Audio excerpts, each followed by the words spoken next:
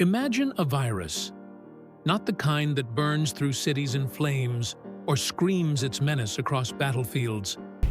This virus is silent. It smiles softly, unseen, slipping past defenses with the ease of a whisper. It does not announce itself with fire or fury, but with a gentle, insidious touch that infects minds rather than bodies. This is the virus of stupidity. Unlike plagues of old, it spreads not through coughs or contact, but through words, ideas, and careless acceptance. It does not need force to conquer. It uses quiet obedience and blind faith as its carriers. It invades the mind's fragile corridors, shutting down reason, dulling critical thought, and eroding clarity until the infected walk unknowingly in its grip. This is no mere ignorance nor simple misunderstanding. It is a weaponized contagion, carefully cultivated, easily passed from one mind to the next. It wears the disguise of comfort, the illusion of certainty, and the soothing balm of conformity. And in its wake, it leaves a silence far more dangerous than any roar. In the coming moments, you will face an uncomfortable truth few dare to speak aloud. You will witness how this virus steals not just knowledge, but the very ability to question, to think, and to resist. It turns curiosity to apathy and rebellion to obedience. Prepare yourself to confront the hidden enemy lurking within, and perhaps even within you. How the virus spreads. Contrary to common belief, this virus does not thrive only among the uneducated or uninformed. It infiltrates the minds of the trusted, doctors, community leaders, and scholars, those who, by virtue of their knowledge and authority, are expected to guide society toward truth. Yet, it is precisely within these respected circles that the virus finds fertile ground, exploiting their influence to spread itself further. This virus transforms curious, questioning minds into mere parrots, repeating slogans without reflection. Scientists once dedicated to rigorous inquiry become staunch defenders of falsehoods, clinging to flawed data or biased narratives. Well-meaning individuals, known for their kindness and empathy, unknowingly propagate division and suspicion, their hearts twisted by the infection. Consider a doctor who, despite years of training, dismisses emerging evidence that challenges their long-held beliefs, or a community leader who parrots party lines rather than seeking common ground. These examples hit close to home because they reflect people we respect and trust, people we might even know personally. It's not a story of evil or malice. It is a story of infection, an illness that clouds judgment and distorts perception. The virus cleverly disguises itself as confidence and truth, wearing the mask of certainty so convincing that even the skeptical find themselves persuaded.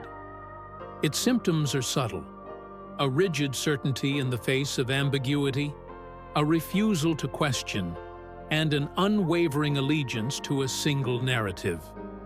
These signs often go unnoticed, making the infection harder to detect and harder to fight. In this way, the virus spreads silently and effectively, hiding in plain sight. It is not just a threat to the uninformed, but a challenge to all who value truth, demanding vigilance and courage to recognize and resist it. The virus does not burst through the door with a crash. It does not storm the gates or shout its presence.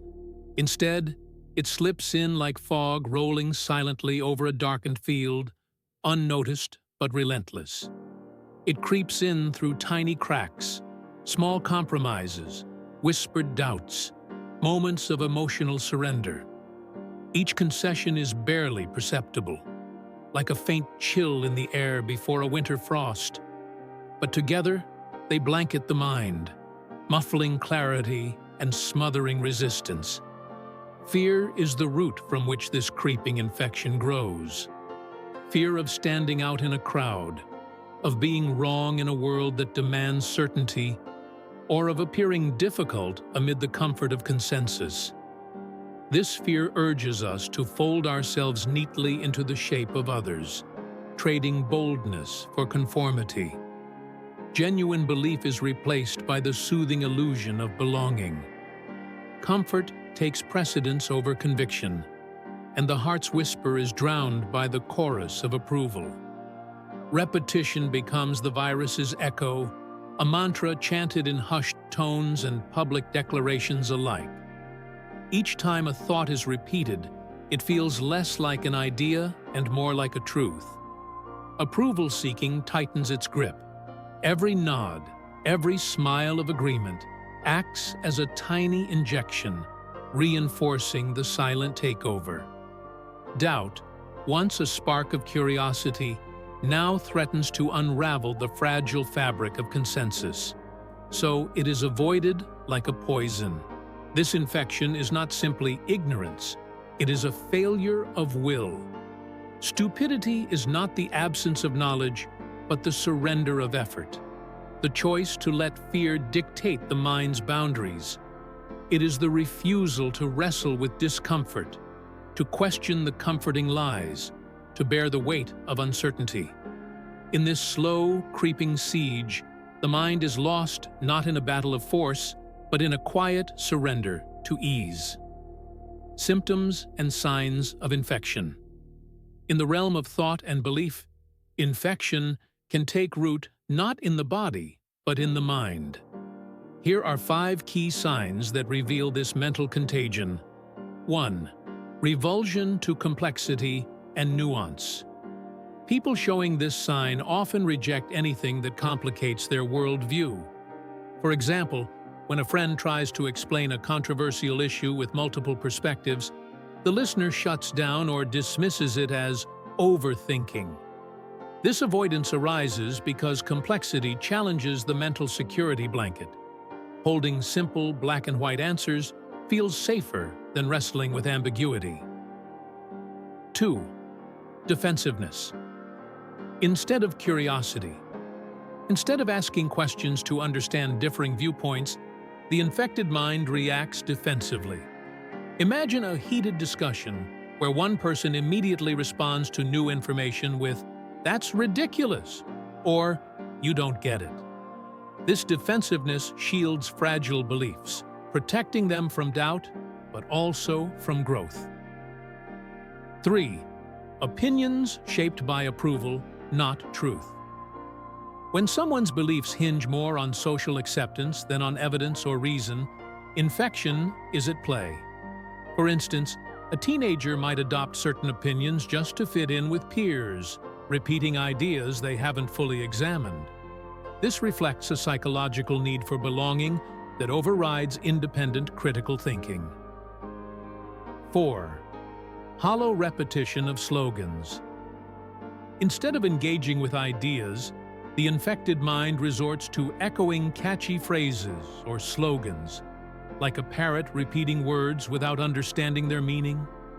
Political rallies or social media debates often showcase this, where slogans replace thoughtful discussion, serving as a shield against complex realities.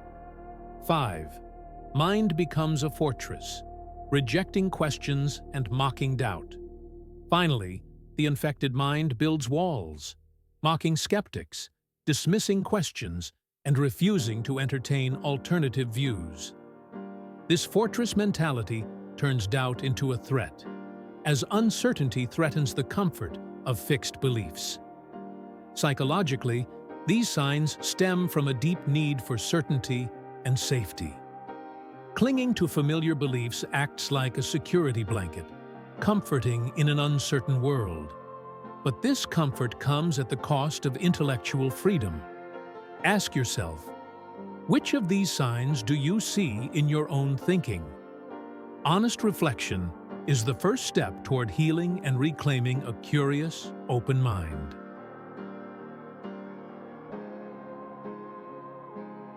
Dietrich Dietrich Bonhoeffer was a remarkable figure, born into an elite German family, endowed with extraordinary intellect and a deep Christian faith. Raised in a cultured environment, he excelled academically and theologically, emerging as a respected pastor and thinker during one of Germany's darkest eras. His life and work became a beacon of resistance against the moral collapse that accompanied the rise of Nazism. The collapse of Germany under Nazism was not solely marked by brutal violence or overt terror. It was equally characterized by widespread compliance and a gradual intellectual decay. Bonhoeffer recognized that the regime's grip was strengthened not just by force, but by the erosion of moral and ethical resistance among ordinary citizens and leaders alike.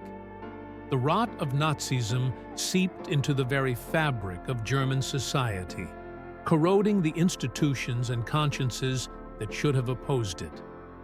Bonhoeffer's keen observations revealed a terrifying normalization of evil. He witnessed religious leaders, bishops, who should have preached love and justice, blessing hatred and exclusion instead. Scholars and intellectuals, rather than condemning the regime's atrocities, found ways to rationalize and legitimize murder under twisted ideological pretexts. Even neighbors, once sources of community and trust, became informants, betraying friends and family out of fear or opportunism. This silent complicity was, in Bonhoeffer's eyes, as dangerous as the violent acts themselves. What horrified Bonhoeffer most was not just the explicit evil, but the widespread surrender of conscience and courage. The real tragedy was the passive acceptance by many who allowed the virus of hatred and authoritarianism to spread unchecked. This silent majority, through their inaction and accommodation, enabled the regime's brutality to flourish. Bonhoeffer's resistance ultimately led to his imprisonment by the Nazis. During his captivity, he penned letters and reflections that serve as a prophetic warning to future generations. From his cell, he saw clearly how a society can fall prey to evil through moral blindness and intellectual decay, long before violence manifests fully. His writings remain a powerful call to vigilance and courage. One of Bonhoeffer's most memorable insights captures this dual threat. The ultimate test of a moral society is the kind of world that it leaves to its children. Evil is powerless if the good are silent, but it can also thrive when stupidity and apathy take the place of courage and conscience. This warning about evil versus stupidity continues to resonate, reminding us that the fight against tyranny requires not only opposing cruelty, but also challenging complacency. As the virus of misinformation has evolved over time, it has now mutated into a faster, more insidious form, one amplified and accelerated by social media algorithms. These digital engines don't just passively show us content, they actively flood our feeds with outrage and certainty, carefully curated to keep us hooked. Instead of presenting balanced perspectives, algorithms prioritize what grips attention the most, usually sensational, emotionally charged posts that reinforce our existing beliefs. Platforms are engineered with a deep understanding of human psychology. They are finely tuned to exploit our natural impulses for reward and connection, delivering a constant stream of notifications and emotionally provocative content that triggers addiction-like behavior. The dopamine hits from likes, shares, and comments keep users scrolling endlessly, reinforcing emotional reactions over rational thought. This design doesn't merely serve engagement, it shapes what we see and believe. In this environment, truth becomes inconvenient. Nuance and complexity are drowned out by the simplicity and immediacy of compelling falsehoods. Fiction spreads faster and feels more satisfying than inconvenient facts, because it offers clear answers and confirms biases.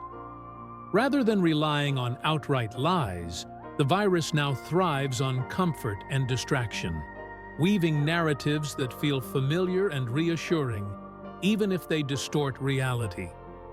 The result is a paradox.